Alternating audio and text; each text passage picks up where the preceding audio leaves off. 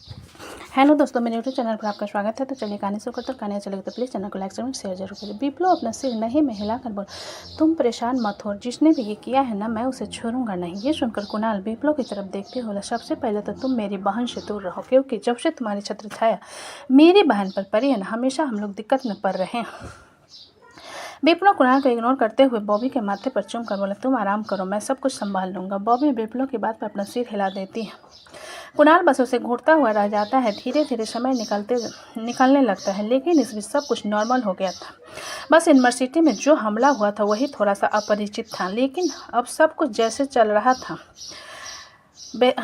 था बेहतर था। 2 हफ्ते बाद वैष्णो मेंशन में आज रिद्धिमा की गोद भराई थी। पूरा वैष्णो मेंशन चहल पहल से भरा हुआ था। तारा और गजेंद्र जी सारे मेहमान का वेलकम कर रहे थे।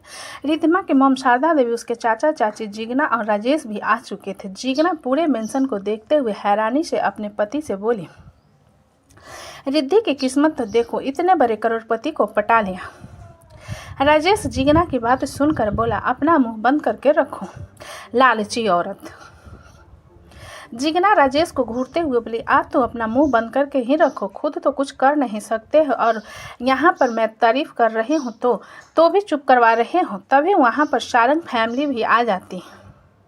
मृत्युंजय महक के हाथ को पकड़ अंदर आता है और अपने अमृत वैशाली को पकड़े अंदर आता है। अनमोल भी अकेले आया था, क्योंकि रिया तो अभी तक उससे बात ही नहीं कर रही थी और ना ही उसका फ़ोन अटेंड करके उसके अपार्टमेंट से उसे मिलने जा रही थी। अदिति विकल्प और बिप्लो के साथ अंदर आती है और उसके पीछे शोभित अदिति के बैग को लेकर पकड़े अंदर आता है। राजीव ने दीप और उसकी पूरी फैमिली को इनवाइट किया था और सुधांशु भी वहां पर आया हुआ था। महक मृत्युंजय से अपना हाथ छुड़ाकर राजीव की तरफ देखते हुए बोली, भैया रिद्धि कहाँ है? राजीव कुछ कहता उससे पहले ही तारा वहां पर आकर राजीव से बोली, रिद्धिमा तुम्हें कमरे में बुला रही है।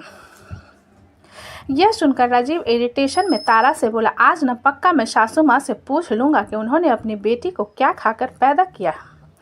तारा राजीव को आंखें दिखाते हुए बोली, मुंह बंद करो और जाओ। क्यों बुला रही है बेटा, देखो। राजीव तारा की बात सुन मुंह बनाते हुए महक से बोला, अभी कमरे में थी, अब मैं लेकर नीचे आ रहा हूँ। महक राजीव की बात पर मुस्कुरा देती है तो राजीव अपने कमरे में चला आता है तो देखता है रिद्धिमा लाल रंग की चुनरी के साथ डार्क ग्रीन कलर की साड़ी पहने खूबसूरती के साथ रेडी होकर बेड पर बैठी थी। राजीव रिद्धिमा के पास आकर बोला, तुम मुझे बुला रही थी? रिद्धिमा सिर उठाकर राजीव की तरफ देखते हुए बोली, कितने सारे मेहमान आए हैं? राजीव रिद्धिमा की बात पर बोला, बहुत सारे मेहमान आए हैं। जिस पर रिद्धिमा थोड़ा सा नर्वस होते हुए बोली, मुझे भूख लग रही है, मेरे लिए जूस ले आओ प्लीज़। राजीव रिद्धिमा की बात सुनकर बोला, नीचे चलो, तुम नीचे जूस पी लेना। रिद्धिमा राजीव की बात पर बोली, अब सिर्फ 3 महीना बच गया ना।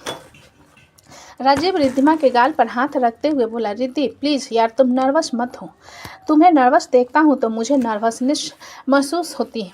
रिद्धिमा एक गहरी सांस लेकर अपना हाथ ऊपर करते हुए बोली, मेरा टमी कितना प्यारा हो गया है, मुझे लेकर चलो। राजीव रिद्धिमा को उठाकर खड़ा करता है और उसे संभाल कर पकड़ते हुए कमरे से बाहर ले आता है। महक सीढ़ियों के पास खड़ी रिद्धिमा को देखते हुए मृत्युंजय से बोली, रिद्धिमा कितनी सुंदर लग रही है ना, देखो मोटी हो गई है पहले से। मृत्युंजय महक को देखते हुए बोला, तुम भी तो हो गई हो मेरे प्यार में। महक सिर घुमाकर मृत्युंजय की तरफ देखते हुए, 1 महीने बाद हमारा भी ऐसा ही बेबी शावर होगा ना? मृत्युंजय अपना सिर हिलाते हुए बोला, हाँ। महक खुशी से मृत्युंजय के हाथ पर हाथ डालते हुए बोली, और मुझे क्या तोहफा मिलेगा? मृत्युंजय महक की आंखों में शरारत को देखते हुए बोला, क्या चाहिए तुम्हें? महक 2 मिनट सोचने के बाद बोली, अभी याद नहीं आ रहा, लेकिन जब याद आ जाएगा तो बता दूंगी। मृत्युंजय महक की बात सुनकर बोला, प्रेगनेंसी के कारण अदिति और शोभित के शादी के डिले किया गया है। जैसे ही हमारा बेबी आ जाएगा, शोभित और अदिति की शादी हो जाएगी। महक मृत्युंजय की बात पर मुस्कुराते हुए बोली, आपको पता है शुरुआती दिन बहुत लेट लगते हैं, लेकिन जब अब ऐसा लग रहा है जैसे टाइम बहुत जल्दी जल्दी बीत रहा है। मृत्युंजय महक के पेट को देखते हुए बोला, वैसे तुम्हारा टमी बड़ा हो रहा है। महक मृत्युंजय की बात पर अपना सिर हिलाते हुए बोली, 1 महीने बाद मेरा अल्ट्रासाउंड होगा ना, तब पता चल जाएगा कि मेरा बच्चा कितना हेल्दी है।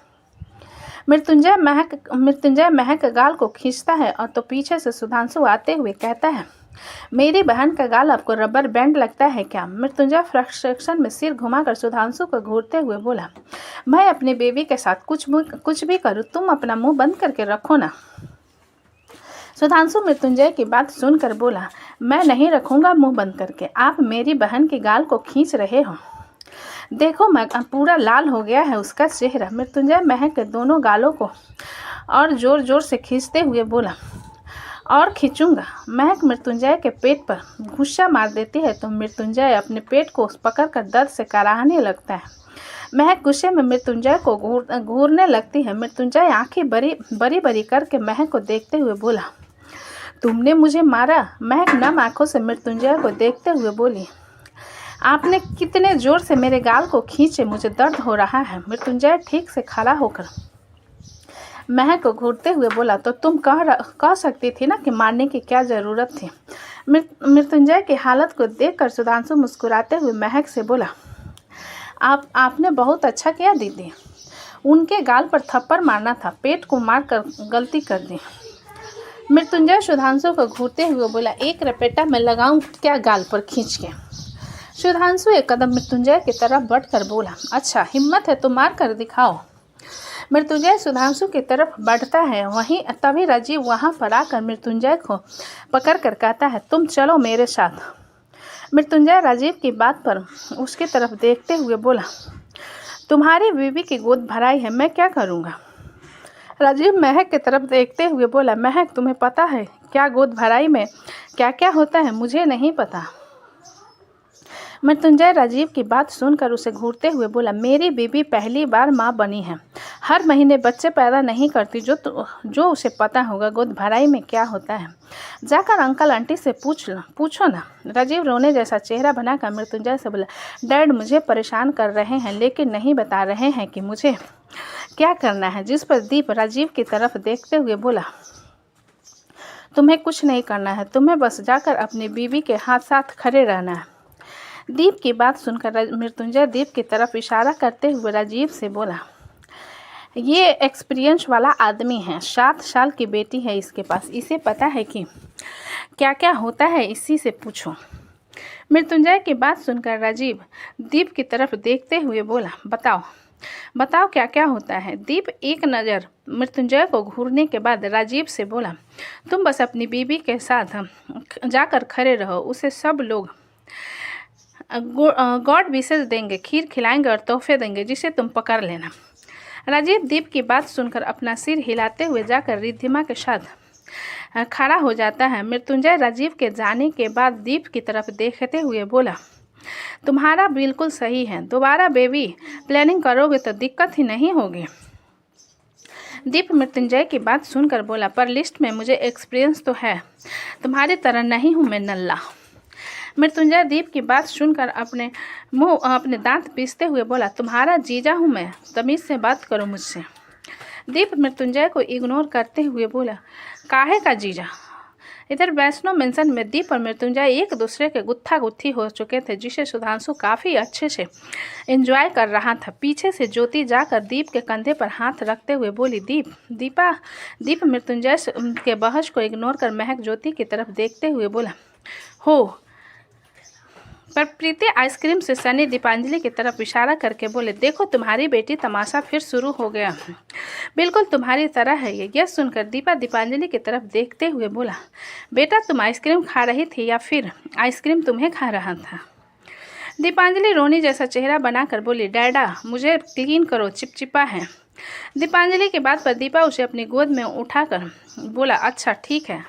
इतना कहकर दीप दीपांजलि को लेकर वॉशरूम की तरफ चला जाता है। वहीं दीप के जाने के बाद मृत्युंजय सुधांशु को घूरते हुए बोला, बहुत मज़े ले रहे थे ना, तुम्हें क्या लगता है मुझे हरा देना इतना आसान है? सुधांशु मृत्युंजय को इग्नोर करते हुए बोला, आपको तो मुंह ही लगना बेकार है, छोड़ो यार। इतना कहकर सुधांशु विकल्प और विप्लव की तरफ चला जाता है। मृत्युंजय खुद को इग्नोर होता हुआ देखकर बोला, अरे तुम मुझे इग्नोर करके कहाँ जा रहे हो? मेरी बात सुनो। महक मृत्युंजय के हाथ को पकड़ते हुए बोली, अब क्या बस कीजिए, बच्चों की जान लोगे क्या? उसके जैसे बच्चे की जान ही ले लूँगा मैं, कितना बदतमीज़ है तुम्हारा भाई। मृत्युंजय ने महक को तरेरते हुए कहा। ये सुनकर महक मृत्युंजय को देखते हुए बोली, जैसे आप बहुत बड़े दूध के धुले हुए हो। मृत्युंजय महक को उंगली दिखाते हुए बोला, मुझसे उलझने की कोशिश मत करो महक, फिर मैं ज़्यादा बोल देता हूँ तो तुम रोना शुरू कर देती हो। महक मृत्युंजय को 2 मिनट घूरने के बाद इग्नोर करके रिद्धिमा की तरफ चली जाती है। वहीं ज्योति सबके जाने के बाद मृत्युंजय की तरफ देखते हुए बोली, सब लोग आपसे बहुत प्यार करते हैं। मृत्युंजय वेटर के ट्रे से जूस निकाल कर पीते हुए अपना सिर हिलाकर बोला, मुझे पता है। जिस पर ज्योति हल्का सा मुस्कुरा कर बोली, तो आप हर वक्त सबसे झगड़ा क्यों करते हो? मृत्युंजय ज्योति की तरफ देखते हुए बोला, क्योंकि ये रिश्ता ही झगड़ा से शुरू हुआ है, महक और मेरे झगड़े से, इसलिए हम दोनों हर वक्त झगड़ा होते रहते हैं, लेकिन कभी सीरियस नहीं लेते। ये सुनकर ज्योति कुछ परेशान रह कर बोली, लेकिन अब महक माँ बनने वाली है, आप दोनों का बच्चा आने वाला है। अगर आप दोनों इस तरीके से झगड़ा होता हुआ देखेगा तो क्या सोचेगा वो यही सोचेगा कि मेरे डैड मेरी मॉम से कितना झगड़ा करते हैं, कितना प्यार करते हैं। मृत्युंजय ने जवाब दिया। उसके जवाब को सुनकर ज्योति हल्का सा मुस्कुरा कर बोली, काफ़ी कॉन्फिडेंस रखते हैं आप, बचपन की आदत है मेरी। मृत्युंजय ने फिर से कहा, जिसे सुनकर ज्योति अपना सिर हिलाते हुए बोली, गोद भराई की रस्म शुरू हो गई है, महक के साथ जाकर तोहफा दीजिए। ज्योति की बात पर मृत्युंजय जूस का गिलास खत्म कर महक के पास जाकर खड़ा हो जाता है। इधर शोभित अदिति के हाथ में उसका बैग देते हुए बोला, अदिति क्या है? अदिति ने मुड़कर शोभित से कहा, जिस पर शोभित अदिति के हाथ में उसका बैग थमाते हुए बोला, तुम्हारा बैग। अदिति बैग को पकड़कर शोभित से बोली, क्या 50 किलो का है जो आपको उठाने में दिक्कत जा रही है? ये सुनकर शोभित अदिति को घूरते हुए बोला, अगर तुम्हें बैग की ज़रूरत नहीं है पड़ती तो तुम लेकर क्यों आई हो? खाली शो ऑफ करने के लिए। अदिति बैग से चॉकलेट निकाल कर खाते हुए बोली, इसलिए लेकर आया हूँ। शोभित अदिति के हाथ से बैग छीन कर बोला, लास्ट टाइम तुम्हारे कंपटीशन से 2 दिन पहले तुम्हें 5 किलो का वेट लूज करना पड़ा था और तुम फिर से वही कर रही हो। ऐसे तुम्हारी तबीयत खराब हो जाएगी।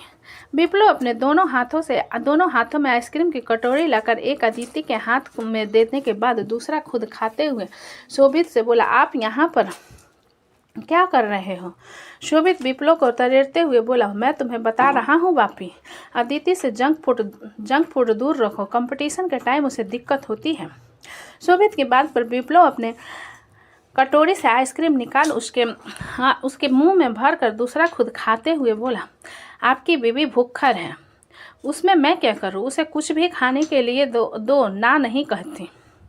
शोभित आइसक्रीम खाते हुए विप्लव को घूरते हुए बोला, तुम तो अभी अपनी झूठी मुझे क्यों खिला रहे हो? क्यों बीवी और गर्लफ्रेंड के साथ खाने से बस प्यार बढ़ता है क्या? भाई का खाकर अपना प्यार नहीं बढ़ा सकते। विप्लव ने अपने लॉजिक को लगाते हुए कहा।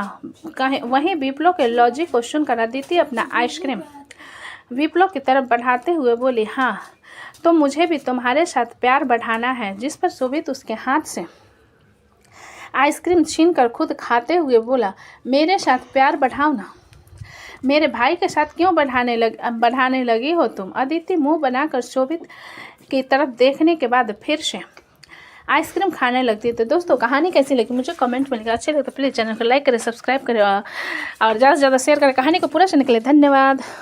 हेलो दोस्तों, मेरे यूट्यूब चैनल पर आपका स्वागत है। तो चलिए कहानी शुरू करते हैं। कहानी अच्छी लगे तो प्लीज़ चैनल को लाइक शेयर जरूर। इधर सुधांशु और विकल्प साथ में खड़े हुए थे। विकल्प जूस पीते हुए सुधांशु की तरफ देखकर बोला, मैंने सुना तुम्हारे और ध्रुवी के बारे में।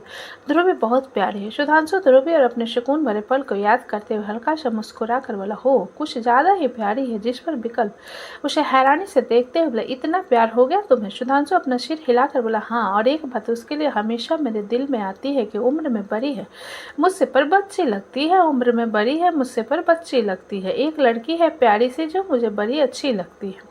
विकल्प सुधांशु के बात पर मुस्कुराते हुए बोला, एक बात बताओ, जब प्यार होता है तो कैसा लगता है? जब प्यार होता है तो पूरी जहां खूबसूरत लगती है। हम जिससे चिढ़ते हैं ना, वो इंसान भी हमें प्यारा लगने लगता है।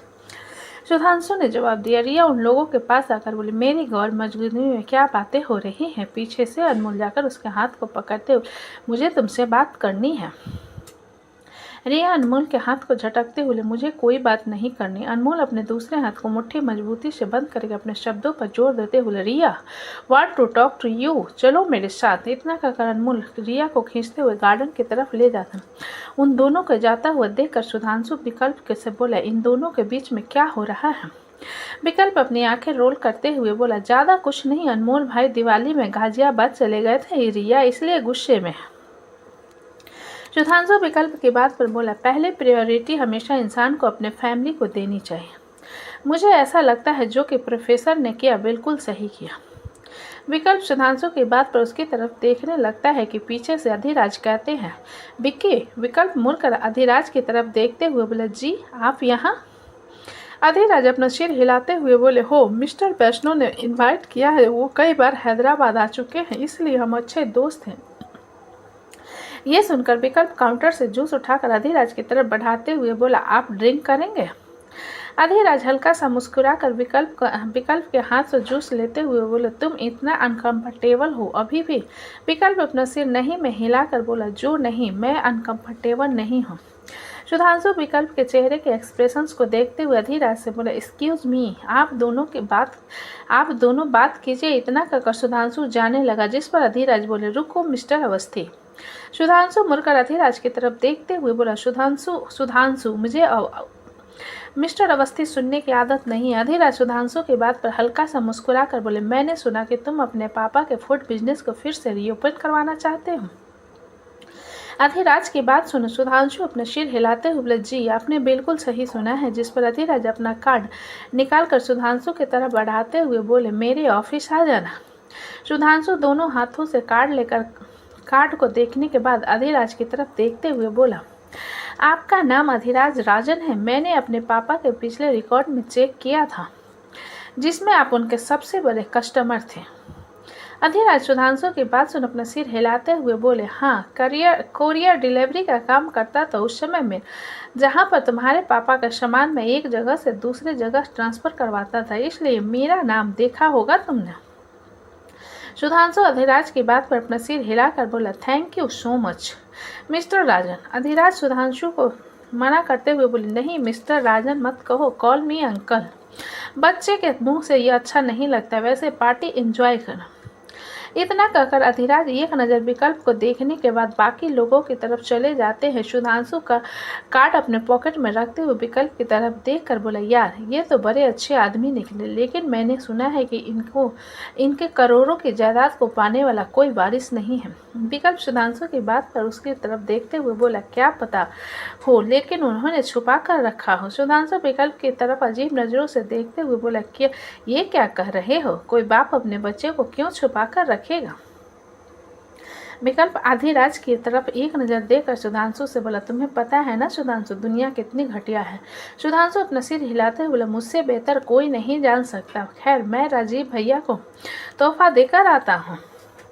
इतना कहकर सुधांशु राजीव और रिद्धिमा की तरफ बढ़ जाता है। विकल्प सुधांशु को जाता हुआ देखने के बाद अधिराज की तरफ देखता है तो उसकी नज़र अधिराज के साथ खड़ी वर्षा पर जाती है और वर्षा को देखकर विकल्प अपने कदम उनकी तरफ बढ़ा देता है। इधर राजीव रिद्धिमा के साथ खड़ा हुआ था। पंडित जी ने बच्चे को हर विधि विधान के साथ आशीर्वाद दिया था और अब सभी लोग रिद्धिमा को गिफ्ट के साथ ब्लेसिंग दे रहे थे। शारदा देवी अपनी हाथ में एक बॉक्स पकड़े उसे रिद्धिमा के हाथ में देते हुए ले, तुम्हारे लिए। उसके बाद एक और बक्स रिद्धिमा की तरफ बढ़ाकर बोले, और ये आने वाले बच्चे के लिए। रिद्धिमा शारदा देवी के पांव पर छूकर उनकी तरफ देखते हुए बोले, आप मुझसे मिलने क्यों नहीं आती मम्मा? राजीव रिद्धिमा की बात पर शारदा देवी की तरफ देखते हुए बोला, वैसे मॉम, मुझे भी आपसे यही पूछना था कि आप अपनी बेटी से पीछा छुड़ाने के लिए उससे मिलने नहीं आती ना? रिद्धिमा राजीव की तरफ घूर कर देखती है। वहीं तारा राजीव को तरेरते हुए कहती है, बकवास मत करो राजीव, यहाँ पर मेहमान हैं। वहीं जीगना शारदा देवी की तरफ देखते हुए मुंह बनाकर बोली, शादी के बाद पहली बार हम बेटी के घर आए हैं और यहाँ पर उसकी शिकायत सुनने के मिल रही है। शारदा देवी जीगना को इग्नोर कर राजीव की तरफ देखते हुए बोली, रिद्धिमा ने अगर कुछ भी बदमाशी की हो तो माफ़ करना बेटा। राजीव शारदा देवी की बात पर जल्दी से बोला, नहीं नहीं मॉम, मैं शिकायत नहीं कर रहा, बल्कि मैं ये कह रहा था कि इसके मूड स्विंग के चलते मेरा मूड खराब रहता है। शारदा देवी राजीव की बात पर हल्का सा मुस्कुरा कर बोली, बस कुछ दिनों की और बात। हाँ, इसलिए तो चुप हो जाता हूँ कि बस कुछ दिनों की बात है, वरना इसे बहुत डांटता। राजीव ने अपना सिर हिलाते हुए कहा। रिद्धिमा अपने हाथ में पकड़ा हुआ गिफ्ट बॉक्स राजीव के हाथ में पकड़ाते हुए बोली, बहुत भारी है। राजीव अपना सिर हिलाते हुए वहीं उसके बगल वाली कुर्सी पर बैठ जाता है। सभी लोग बारी बारी आकर रिद्धिमा को तोहफे देने लगते हैं। तभी एंट्रेंस से एक बच्चे के चिल्लाने की आवाज़ सुनाई देती है, आंटी। उसकी आवाज़ इतनी तेज़ थी कि सभी लोग एंट्रेंस की तरफ देखने लगते हैं।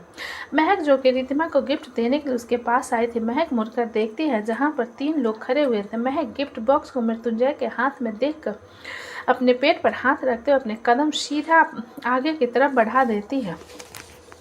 जिस बच्चे ने जोर से चिल्लाया था वो दौड़ते हुए जाकर महक के पैरों से लिपट कर, आई मिस यू। और आपको पता है, जब मम्मी और डैडी ने मुझे बताया कि वो लोग मुंबई आ रहे हैं तो मैंने आपसे मिलने की जिद की। महक शिवांश की गाल पर किस करते हुए बोली, तुम कितने बड़े हो गए हो? शिवांश महक के बात पर मुस्कुराते हुए बोला, यश, आई एम 9। महक खड़ी होकर शिवांश के मम्मी पापा और गौरी और शिवाय की तरफ देखते हुए हल्का सा मुस्कुरा कर बोली, हेलो। गौरी महक को गले लगाते हुए बोली, दोस्ती से गले मिला करते हैं महक। महक गौरी के गले लगाने के बाद शिवाय की तरफ देख अपने दोनों हाथ जोड़ कर बोली, नमस्ते भैया। शिवाय अपना सिर हिलाते हुए नमस्ते। शिवांश महक के पेट को देखते हुए, आंटी क्या आप प्रेग्नेंट हो? मृत्युंजय आते हुए, बिल्कुल सही, तुम्हारी आंटी प्रेग्नेंट और तुम्हारे अंकल बहुत जल्दी डैड बनने वाले हैं। शिवांश मृत्युंजय को देखकर भागकर उसके पैरों से लिपटते हुए, I miss you too uncle, मैंने आंटी जितना आपको भी मिस किया। मृत्युंजय थोड़ा हैरान होने के बाद शिवांश के सिर को सहला कर बोला, तुम्हारी हाइट बढ़ी है शिवांश? शिवांश अपना सिर उठाकर मृत्युंजय की तरफ देखते हुए अपना सिर हिलाकर बोला, हाँ, क्योंकि अब मैं 9 साल का हो गया हूँ। मृत्युंजय शिवांश की बात सुन उसके हाथ को पकड़कर अपने कदम शिवाय और गौरी की तरफ बढ़ाकर बोला, हेलो, तो इस बार हमें यही काम करना है? शिवाय ने मृत्युंजय की बात को बीच में काट कर कहा, जिसे सुनकर मृत्युंजय अपना सिर हिलाते हुए राजीव की तरफ इशारा करके बोला, इसी ने कहा है नहीं। शिवाय सारे लोगों की तरफ एक नज़र देखने के बाद मृत्युंजय से बोला, हम इतना नाम से बात करते हैं और अभी तो पहुँचे हैं। मृत्युंजय शिवाय के इशारे को समझ जाता है। वहीं महक मृत्युंजय को इग्नोर करके उसके हाथ से गिफ्ट लेकर शिवांश के साथ रिद्धिमा की तरफ चली जाती है, जिसे देखकर मृत्युंजय एक गहरी सांस लेकर उन दोनों को घूरने लगता है। वही महक शिवांश के साथ गिफ्ट बॉक्स लाकर रिद्धिमा के सामने रखते हुए, ये आपके लिए। शिवांश अपने हाथ में पकड़े गिफ्ट बॉक्स को एक नज़र देखने के बाद अपने पैंट के पॉकेट से डेयरी मिल्क निकालकर बॉक्स के ऊपर रखते हुए राजीव की तरफ बढ़ाकर बोला, अंकल, और ये आपके लिए। राजीव शिवांश के हाथ से गिफ्ट लेकर उसके बालों को बिखेरते हुए बोला, थैंक यू। शिवांश मुस्कुराते हुए रिद्धिमा की तरफ देखकर बोला, आंटी, क्या मैं बेबी को अच्छा विश दे दूँ? पीछे से ज्योति के साथ दीपांजलि आते बोली, आंटी, मुझे भी गुड विश देना है। शिवांश मुड़कर दीपांजलि की तरफ देखने लगता है। दीपांजलि शिवांश को एक नज़र देखने के बाद इग्नोर करते हुए रिद्धिमा के पेट पर हाथ रखकर हल्का सा किस करके बोली, बेबी, आप जल्दी से बाहर आ जाओ, फिर मैं आपके साथ खेलूँगी। रिद्धिमा दीपांजलि की बात पर मुस्कुरा देती है। तभी शिवांश भी रिद्धिमा के पेट पर धीरे से हाथ रखकर कहता है, तुम बस जल्दी से बाहर आ जाओ। तभी शिवांश को अपने हाथों से कुछ महसूस होता है। रिद्धिमा अपने पेट पर हाथ रखते हुए शिवांश की तरफ देख कर बोली, बेबी, तुम्हारी बात का जवाब दे रहा है, उसने मुझे किक किया। रिद्धिमा की बात सुनकर दीपांजलि छोटा सा मुंह बनाकर बोली, तो बेबी ने मेरे बात का जवाब क्यों नहीं दिया? क्या मैं बुरी तरीके से कहा या बेबी को मैं अच्छी नहीं लगी? क्योंकि मैं अगली पीछे से वैदे गिफ्ट का बॉक्स लिए आकर रिद्धिमा के हाथ में देकर बोला, ये आपके लिए आंटी। रिद्धिमा मुस्कुराते हुए थैंक यू। वैदिक हल्का सा मुस्कुरा कर दीपांजलि की तरफ देखते हुए बोला, अच्छी बात है कि तुम्हें बहुत जल्दी समझ आ गया कि तुम कौवा हो। इतना कहकर वैदिक वहाँ से आगे की तरफ चला जाता है। वहीं वैदिक की बात सुनकर दीपांजलि का चेहरा पूरी तरीके से उतर जाता है, जिसे देखकर शिवांश दीपांजलि के कंधे पर टैप करते हुए कहता है, तुमने काली माता के बारे में सुना है? दीपांजलि शिवांश की तरफ देखते हुए बोली, क्यों, मैं क्या काली माता लगती हूँ तुम्हें? शिवांश दीपांजलि की बात पर मुस्कुराते हुए बोला, हाँ, माँ काली भले ही काली है लेकिन वो बहुत ताकतवर है। उनके सामने हर किसी को झुकना पड़ता है और तुम तो वैसे भी बहुत खूबसूरत हो। उनके जैसे बैड बॉय की बातों को ज़्यादा ध्यान मत दिया कर।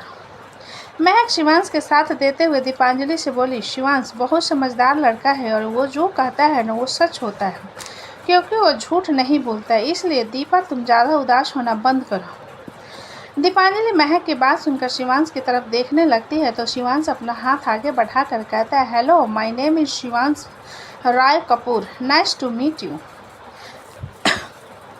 दीपांजलि शिवांश के हाथों को देखने लगती है, जिस पर महक दीपांजलि के कंधे पर हाथ रखते हुए कहती है, दीपा, शिवांश तुमसे फ्रेंडशिप करना चाहता है ना, चलो दोस्ती करो। दीपांजलि महक की बात सुन शिवांश से हाथ मिलाते हुए बोली, hello, my name is Deepanjali Vatsal, nice to meet you too. Shivansh मुस्कुराकर महक की तरफ देखते हुए, आंटी, क्या मैं दीपा को ले जाऊँ? महक शिवांश की बात सुन अपना सिर हिलाते हुए बोली, ओके, जाकर तुम दोनों खेलो।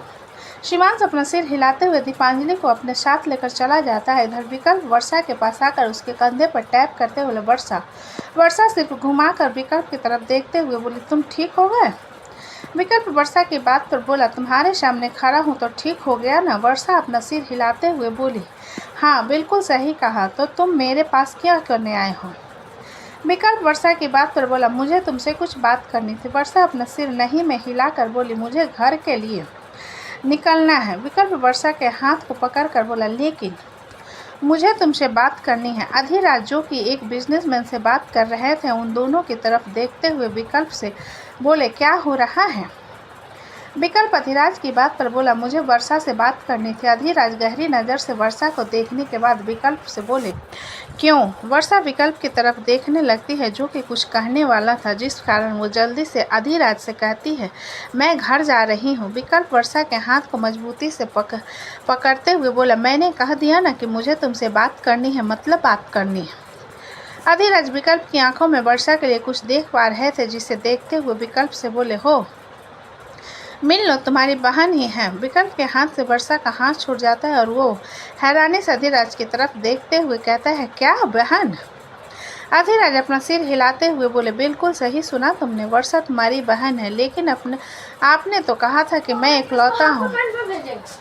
विकल्प ने अपने जज्बातों को काबू करते हुए कहा, जिस पर अधिराज अपना सिर हिलाते हुए बोले, हमने इसे गोद ले लिया है तो ये तुम्हारी बहन हुई ना। विकल्प का चेहरा रुवासा हो जाता है और वो बिना किसी से कुछ कहे दूसरी तरफ चला जाता। अधिराज जाते हुए विकल्प को देखने के बाद वर्षा की तरफ देखते हुए बोले, हिफाजत करने के लिए कहा था, दिल में उतरने के लिए नहीं। वर्षा अपनी आंखें रोल करते हुए बोली, आपका बेटा बेवकूफ़ है, इसमें मेरी कोई गलती नहीं है। अधिराज वर्षा को घूरने के बाद बोले, ठीक है, मैंने कह दिया ना कि तुम उसकी बहन हो, अब तो वो तुम्हारे पीछे नहीं पड़ेगा। वर्षा व्यंग भरी मुस्कान के साथ बोली, क्या उसके शक्ल में आपको बेवकूफ़ लिखा हुआ नज़र आता है?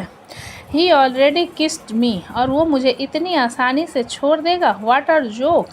ये सुनकर अधिराज वर्षा को बुरी तरीके से घूरते हुए, लेकिन तुमने तो मुझे नहीं बताया कि उसने तुम्हें किस किया था।